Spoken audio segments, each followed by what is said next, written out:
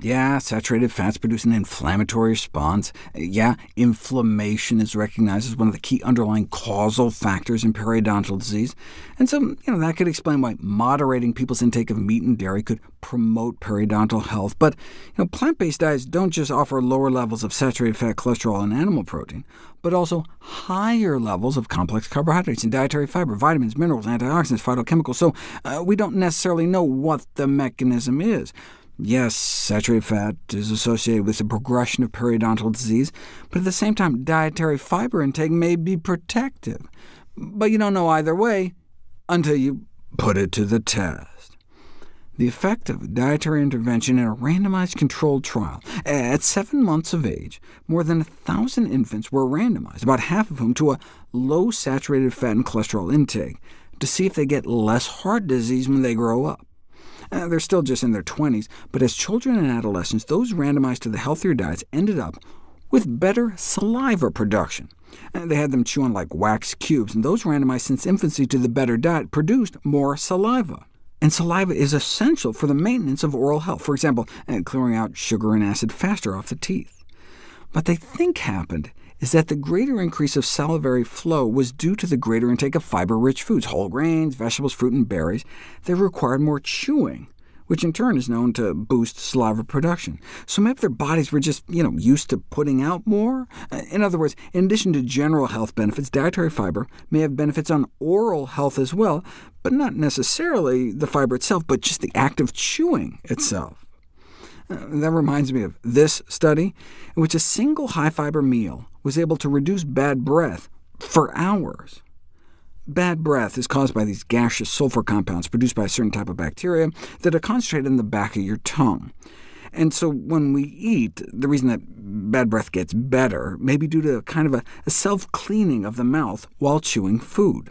And so it makes sense that foods that need to be chewed more intensively have a stronger self-cleaning effect on the back of your tongue than foods that require less chewing. But you don't know until you put it to the test. Two very similar meals, but one had a whole grain roll, more fiber, more chewing, and a raw apple and jam, whereas the other was just white bread with jelly and cooked apples, less chewing. Then they just measured the halitosis compounds in people's breath at 2 hours after the meal, then 8 hours. And even after the low-fiber meal, bad breath levels dropped.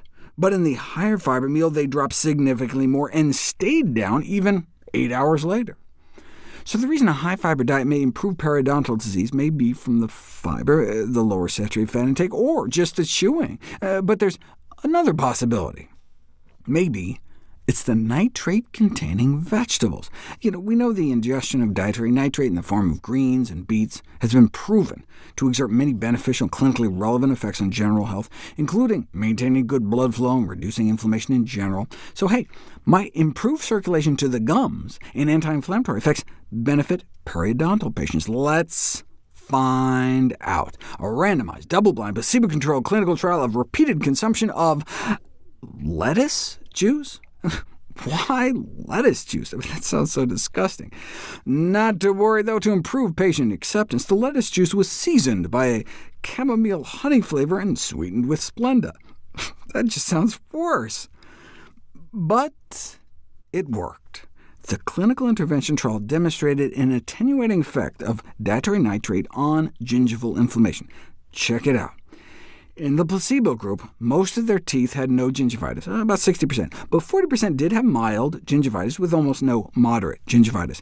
And after drinking 2 weeks of placebo lettuce juice, I don't know if that sounds better or worse, no real change, as you would expect. OK, but in the lettuce group, they started out a bit worse, actually. About half their teeth had mild or moderate gum disease. But then after 2 weeks of actual lettuce juice, significant improvements. No more moderate disease. The mild disease rates were cut in half, and 3/4 of their teeth had no gingivitis at all. In conclusion, our findings suggest that the ingestion of greens and beets may be a clinically useful adjunct in the control of chronic gingivitis, and all sorts of chronic disease. What's good for the mouth, not smoking, a healthier diet, is good for the rest of our body.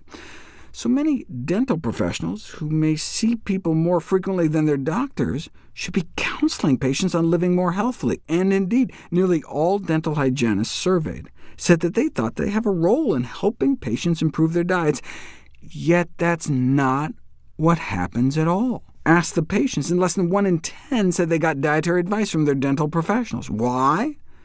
Because although dentists were motivated to include nutrition in their clinical care, most felt unqualified to provide dietary guidance. That never stopped doctors. But it's true, nutrition is neglected in dental school, just like in medical school. And in most cases, all people got were like the biochemistry of vitamins, the Krebs cycle all over again, as opposed to applied clinical nutrition. I mean, it's really not rocket science. Or is it? Get it? Why, dietary nitrate is hard to beat.